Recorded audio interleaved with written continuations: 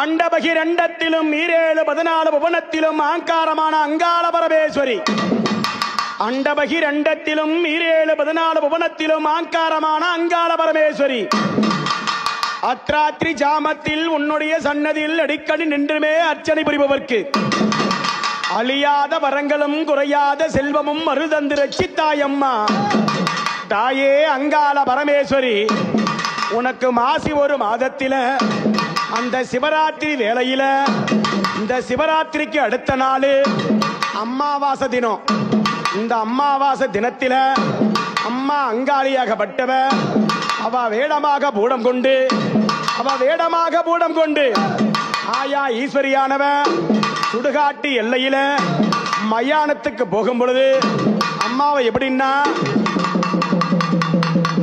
உனக்கு வதட்டை குண